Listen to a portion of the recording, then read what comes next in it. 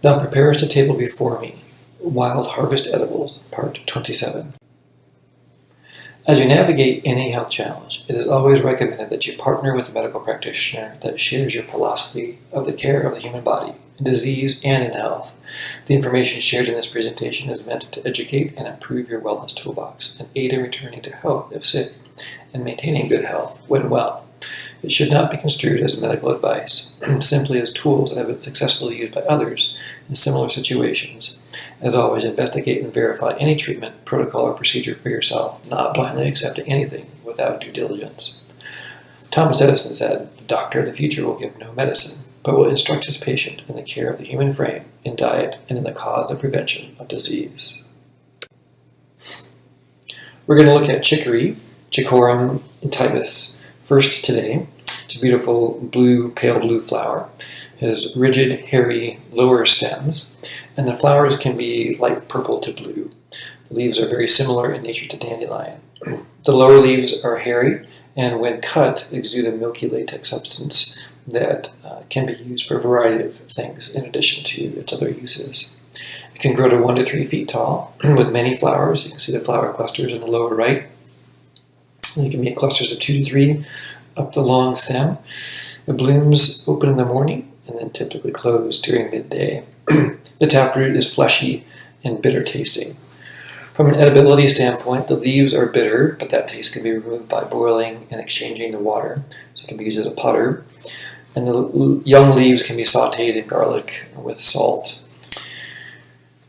It's often used as a hot drink when the roots are ground and roasted. So you would roast those roots, pull the roots up and roast them, and then grind them and make it into a hot drink. The roots can also be eaten raw, so they can be eaten raw or cooked like a carrot.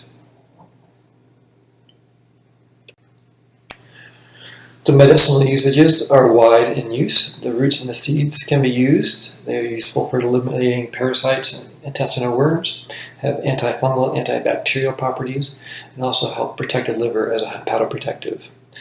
The roots have been researched in their use for benefits in cancer situations, and the flowers and leaves function as a mild diuretic.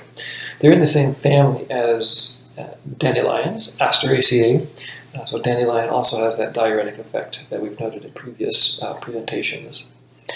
Also functions in a pain relief as well as sedative qualities. The milky latex juice from the roots are similar to wild lettuce, which is species Lactuca species.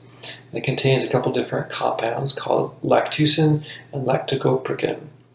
And they both have analgesic or pain-killing properties and sedative properties associated with them. Both of these compounds are sesquiterpene lactones, and the best use of these is in conjunction with the latex in its sticky natural form, so you can use it fresh from the leaves once they've been cut, and it just naturally exudes from them. Or as a liquid, you would use the dry latex, so you'd spread that out on something, dry it, and then powder it and extract it in an olive oil compound. And so using its therapeutic qualities in a liquid form through an oil extract. So the pain relief qualities of the latex from chicory have similar pain-killing qualities to that of ibuprofen. So a very powerful and helpful substance in the situation of a lack of pharmaceutical sourced components for pain-killing. This is a picture of some freshly cut off chicory. You can see the latex oozing from the leaf ends, and that can be then utilized for its pain-killing qualities when prepared appropriately. So the chicory seed and roots have antibacterial and antifungal components. You can see that the chicory seeds themselves have actions against staph, Pseudomonas, E. coli, and Candida, which is the primary fungal yeast form that can create significant issues. Chicory roots, again, functions against staph, E. coli, but also Bacillus, Salmonella. So Salmonella and E. coli are both common in food poisoning types of situations. Micrococcus, also the fungus associated with athlete's foot, ringworm, and jock itch. So you can use it internally in its T form as well as externally as a wash or salve that can be beneficial for these types of bacteria and fungal infestations. Also has anti-malarial and anti-parasitic roles. Do a chicory root extract. It can be used in the vegetable glycerin medium extract, as well as high-proof alcohol. For those avoiding alcohol, vegetable glycerin is the preferable way to do that. Helps to eliminate intestinal worms and eliminates the Plasmodium falciparum, which is the cerebral malarial component causal agent. The chicory root, again, the lactucin and lactocoprocan are both anti-malarial compounds, and that is found in the root. Liver and gallbladder issues. The chicory leaves, seeds, and roots help to protect the liver. So it helps to promote bile secretion, which is the little green sac that's in the liver, embedded in the liver, that the bile helps to emulsify fats.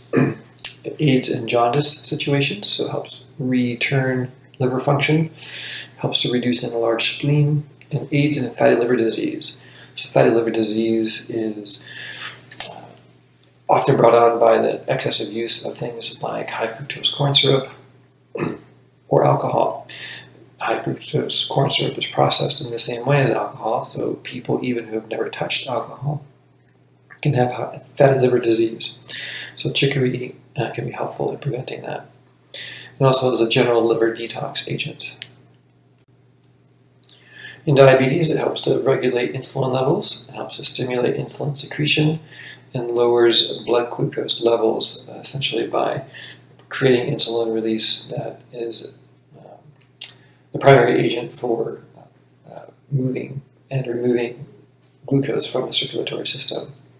So you can use a chicory leaf tincture or leaf powder or a whole plant extract in either glycerin or alcohol. For digestive issues and ulcers, it's very soothing. Hot drink from the chicory roots can help to treat and relieve the pain from issues of the digestive system and ulcers. External use of chicory is helpful in skin conditions, so make a chicory leaf tea or infusion or a poultice of the crushed leaves. Here's a whole bed of fresh chicory leaves growing. It's grown commercially as well as grows wild. So that infusion can be used on pimples, rashes of various skin inflammations. It helps to nourish the skin and help it look more radiant, so provide more youthful skin, and can be used as a daily body wash and face wash. When you're harvesting, choose areas away from roadsides or proximity to car exhaust or herbicides. It's often seen along roadsides, so you need to be diligent about finding a place where it's not along a roadside, where it would be in close proximity to herbicides as well as road exhaust and fumes. So the leaves and flowers can be picked through the season. The roots typically in late fall, that's when they're going to have their storage products most present in their roots. So loosen the soil around the base of the plant before pulling to lessen the chance of breaking off the root. So clean and use fresh or dry for later use. Some people may be allergic to chicory, so they have contact dermatitis associated with it, so just be careful with it as you're first encountering it. Some people can also have a skin irritation if they use it internally, so it's not for everybody, so just be careful as you begin its use. Avoid during pregnancy because it can stimulate menstruation, which would interrupt the cycle of during pregnancy and maybe cause a preterm miscarriage. Chicory can also interfere with beta blockers used in heart conditions, so do beware of other interactions that could be possible when utilizing chicory. For a hot drink of chicory, once you pull up the roots, you can see some young roots down here in the lower left, along with the flower there. But clean those roots and chunk them into small pieces. Place them on a cookie sheet to let them roast. Step 3, roast them slowly in an oven or over a fire. Step 4, when they're thoroughly dry, grind them into a powder. You can see the powder down in the lower right on a spoon. So nice finely ground powder. Store that powder in a sealed, dry place that's cool. In preparation, add that powder to a tea bag or a diffuser ball, or you can put it directly into the water and add directly to the water, or have that water poured boiling over it. and then filter it after steeping through a filter. It has a bitter flavor to it. The longer it's steeped, the more bitter it becomes. It is a caffeine-free coffee substitute that can be used in place of coffee or as an extender.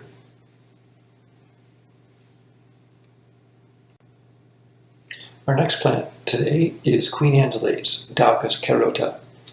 Some key features for identification is that it grows from 1 to 4 feet tall. The stems are long and hairy and may have long red stripes on them.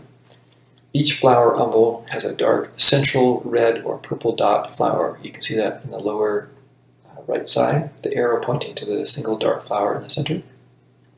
And it could be black or it could be purple, but there's going to be one single dark flower. The flowers are in fairly tight clustered umbels. You can see that is true here, 3 to 4 inches across. And the flowers may be pink in bud and white in bloom. And there are some commercial cultivars that may have a pink blossom totally, but they will have that central black flower or dark flower. The flower is dried into a bird nest shape with a single thin taproot like a carrot. You can see that on the left side, that bird's nest shaped dried flower. The taproot is edible when young, becomes fibrous and tough with age. The flowers are edible. Some dip it in a batter and fry it. I wouldn't recommend that just due to the damage that goes to the oils, but it is a way to consume the flower. The young leaves, in small quantities, are edible. You want to make certain that you are positive of the identification of Queen Anne's lace. We'll do a side-by-side comparison at the end here, but one thing to remember is that there's 2 things that are important: the central black dot flower in each flower cluster, and the fact that Queen Anne's lace has hairy legs. Just remember that Queen Anne had hairy legs. Poison hemlock has smooth legs or stems. So medicinal properties. Over on the right you can see Queen Anne's lace that has a flower cluster that's in the pink variety. The urinary system and the seeds and roots are very beneficial. They're used to treat gallbladder and kidney issues. They have a diuretic function again that helps to remove excess fluid from edemic situations, helps to reduce inflammation associated with gallstones, kidney stones, chronic kidney issues, gout, and other bladder issues. It's a very soothing way to treat gastrointestinal system issues. The stomach upset, gas, and colic can be helpful. The wild carrot can be helpful for that. Skin issues, itchy dermatitis, a poultice of the graded roots can aid in reducing the rash, and the seed oil is helpful in lubricating the skin, very anti-inflammatory in nature. So it can also function in the birth control and contraceptive role. So the seeds can help prepare a woman's womb for pregnancy when used pre-ovulation. So you want to time the cycle very carefully. After ovulation, it can function as an emergency contraceptive, which the seeds should be used for 3 days in duration. You want to use them with care because you don't want to use them during pregnancy or post-ovulation for anyone who's attempting to get pregnant or possibly is pregnant. Nursing and pregnant women should not use wild carrot. So you want to be certain that you don't have poison hemlock. Whenever you're using wild carrot, you want to make sure that it is positively identified as wild carrot. So here's Queen Anne's lace. Wild carrot is another name for it. On the left side, you can see the single dark flower pointed out. Each flower cluster has that single dark flower. And also note the hairy legs that are present on the Queen Anne's lace or wild carrot. So the entire stem is going to have those micro hairs on them. In contrast, poison hemlock, the 2 images on the right are poison hemlock, smooth stems and red blotched stems. They're smooth, and it lacks a dark central flower, and the umbels are not as tightly arranged as they are in wild carrot. So they're more loosely organized. Queen Anne's lace may have red stripes down the stem, but they will always be hairy, and the flowers will always have that dark central dot. Poison hemlock stems are smooth, are jointed. You can see the joints up higher on the right-hand picture, as well as being blotched and not striped. with, again, loosely organized stem or flower clusters. So be sure you have a positive identification of Queen Anne's lace before usage.